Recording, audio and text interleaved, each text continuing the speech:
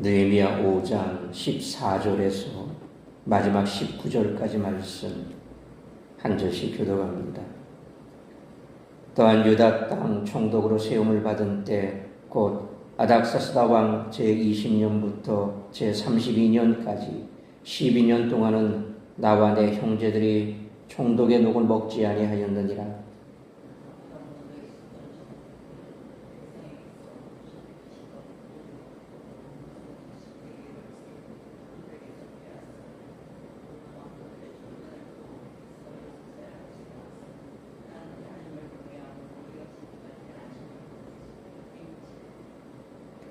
도리어 이 성벽 공사에 힘을 다하며 땅을 사지 아니하였고 내 모든 종자들도 모여서 일을 하였으며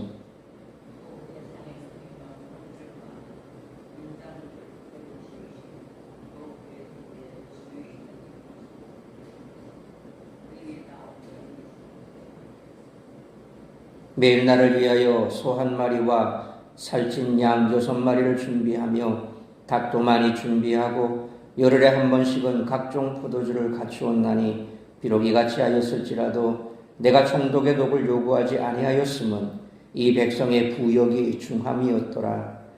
내 하나님이여, 내가 이 백성을 위하여 행한 모든 일을 기억하사 내게 은혜를 베푸시옵소서. 아멘. 느헤미야는 성벽 재건에 관한 기록을 잠시 멈추고 자신에 관해 이야기합니다. 그는 유다의 총독으로 재직했던 12년간 백성들의 세금으로 생활할 수 있는 자신의 정당한 권리를 누리지 않았음을 밝힙니다. 규정과 관례상 전혀 문제가 없었지만 느헤미야는 그렇게 하지 않았습니다. 두 가지 이유였습니다. 첫째로 하나님을 경외함이 그를 움직이는 원동력이었기 때문입니다. 그는 세상이 보여주는 기준과 부추기는 방법보다 하나님이 주신 선한 양심을 따라 살았습니다. 절차상 문제가 없고 정당하다는 이유로 세상의 가치관을 따라간다면 하나님이 원하시는 모습과는 거리가 멀어지게 될 것입니다. 둘째로 동족들을 긍휼하게 여겼기 때문입니다. 그는 삶을 통해 섬김의 본을 보여준 사람이었습니다. 사회적 지위가 높았던 그의 주변에는 그와 비슷한 신분의 사람들이 있었을 것입니다. 하지만 그는 자신보다 어려운 자들을 품으며 사는 쪽을 선택했습니다. 이처럼 느헤미야에게 신앙과 삶이 일치하는 모습이 어떤 것인지를 보게 됩니다. 그는 하나님 사랑과 이웃 사랑을 몸소 실천하며 살았습니다. 포기함으로써 더 자유를 누렸을 것입니다. 당연히 누릴 수 있는 권리를 이웃을 위해 내려놓으며 살아간다면 세상이 우리를 통해 하나님을 보게 되지 않을까요? 외부 방해에 이어 찾아온 내부 분열에 대해 느헤미야는 지도자들의 솔선수범을 촉구한 바 있습니다. 오늘 본문은 느헤미야 자신도 총독으로서 마땅히 누려야 할 권한을 내려놓음으로 그러한 본을 먼저 보이는 장면입니다. 여기서 하나님을 경외하고 백성들을 소중히 여긴 그의 태도를 볼 수 있습니다. 따라서 이와 같은 오늘 본문의 말씀을 통해 우리들이 깨달아야 할 것은 첫째로 14절로 16절 말씀처럼 성도는 하나님을 경외하는 삶을 살아야 한다는 것입니다. 느헤미야는 솔선수범하여 높은 이자를 받는 일을 그만두었습니다. 나아가 14절 말씀처럼 유다의 총독으로 12년 동안 일하면서도 그와 그의 형제들은 녹을 받지 않았습니다.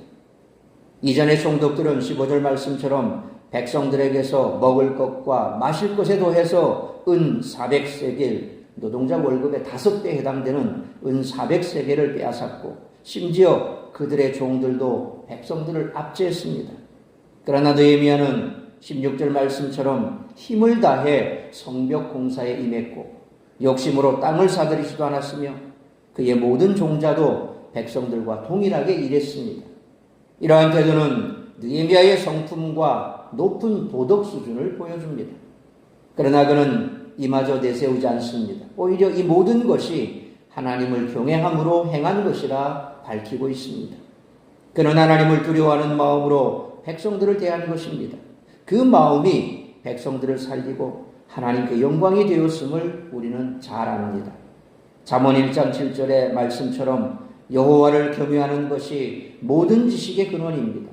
시편 25편 14절 말씀처럼 여호와를 경외하는 자들에게 주님은 언약을 보이실 것입니다.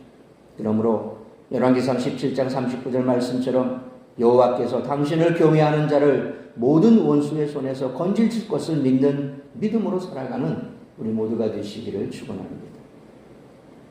두 번째로 17절로 마지막 19절 말씀처럼 성도는 하나님 사랑, 이웃 사랑을 실천해야 한다는 것입니다.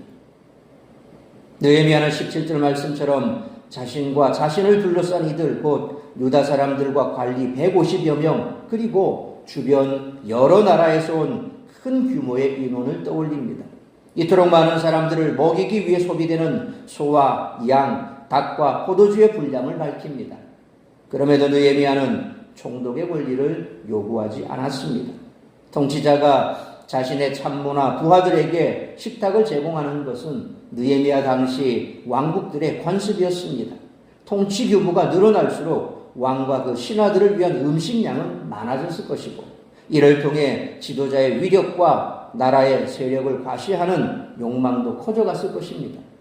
그 욕망을 채우기 위해 피집의 백성들이 흘려야 했을 땀과 피가 얼마나 많았을지 짐작이 갑니다. 느헤미야는 18절 말씀처럼 그러한 상황에 총독의 녹을 요구하며 백성들을 더한 고통에 빠뜨리는 것이 마땅한지 묻습니다. 그는 하나님을 두려워하는 데 그치지 않았습니다. 그 마음으로 백성들을 긍휼히 여기고 사랑하는 데까지 나아갔습니다. 예수님께서도 마태복음 22장 37절로 40절에서 하나님을 마음과 목숨과 뜻을 다해 사랑하고 그처럼 내 이웃도 사랑하는 것이 성경의 메시지라고 말씀하셨습니다. 느헤미야는 하나님을 경외하는 만큼 백성들을 긍휼히 여긴 모범을 통해 성경이 말하는 사랑을 실천한 믿음의 사람이었습니다. 그는 19절 말씀처럼 자신이 백성들을 위해 행한 모든 일을 하나님이 기억해 주실 것과 앞선 기도처럼 오로지 백성들을 위하는 그 마음을 기억하셔서 이 백성들을 구하시고 은혜 베푸시기를 하나님께 전적으로 부탁하며 기도합니다. 그러므로 우리 사랑샘 교회에도 이와 같은 리더들이 많아져서 교회와 성도들의 삶이 하나님의 큰 은혜 속에서 날마다 풍성해지고 하나님 사랑, 이웃 사랑을 실천하는 성도로 가득해질 수 있기를 축원합니다. 사랑하는 성도 여러분, 내부적 어려움에 대해 느헤미야는 위대한 본을 보이라고 지도자들에게 요구할 뿐만 아니라 스스로 솔선수범했습니다. 그것은 도덕적 정략적 판단이 아니라 오로지 하나님을 경외하고 하나님의 백성들을 사랑있게 보인 순종이었습니다. 우리가 따라야 할 궁극적 본은 그리스도 예수님이십니다. 그러므로 하나님을 사랑하고 세상을 사랑함으로 주께서 보이신 순종의 본을 기억하고 따라감으로 하나님의 큰 은혜 속에서 날마다 풍성한 축복을 누리며 살아가는 우리 모두가 되시기를 주님의 이름으로 축원합니다. 기도하겠습니다. 걸어가신 아버지 하나님, 은혜와 사랑을 감사합니다. 오늘도 이 새벽을 깨워 말씀으로 예배로 하루를 시작하게 하시니 감사합니다. 오늘 말씀처럼 느헤미야는 총독으로서 자신의 권한을 행사하지 아니하고 하나님을 경외하는 마음으로 그리고 백성들을 긍휼히 여기는 마음으로 그의 권리를 포기하고 오히려 열심으로 섬기고 그리고 함께 공사 현장에 들어가 일하며 하나님을 경외하는 솔선수범의 모습을 보였습니다.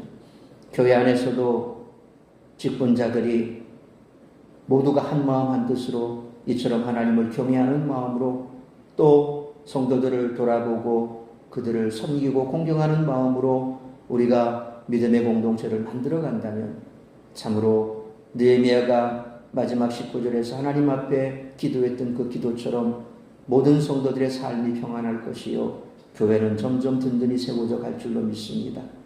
교회 안에서뿐만 아니라 교회 밖에서도 우리가 그리스도의 제자다운 본을 보이는 삶을 살아간다면 세상 사람들은 우리를 통해서 주를 만나게 될 것입니다. 하나님의 영광이 드러나게 될 것입니다. 그러므로 우리가 교회 안이나 교회 밖에서 이처럼 하나님 사랑, 이웃 사랑을 실천하는 삶을 통해서 교회는 내부적으로 든든히 세워지고 또한 성도들의 삶은 풍성해지고 교회 밖으로서는 그리스도 닮은 제자다운 삶을 살아감으로 우리를 통해서 구원받는 자가 더해가는 놀라운 축복들이 나타나게 될 것입니다. 우리 모든 성도들이 이런 삶을 살아갈 수 있는 하나님 사랑, 이웃 사랑을 실천하는 그런 성도들로 가득하고 또 그런 삶을 살아가는 성도들의 삶이 하나님의 영광을 드러내며 더욱더 하나님께 축복받는 그런 성도들이 될 수 있도록 은혜를 베풀어 주옵소서. 오늘 이 한날도 나를 통하여 이루고자 하는 하나님의 뜻을 이루기에 부족함이 없는 성령 충만한 삶을 살아가는 우리 모든 성도들의 삶이 될 수 있기를 간절히 빌고 소원하오며 이 모든 말씀 우리 주 예수 그리스도의 이름으로 기도하옵나이다. 아멘.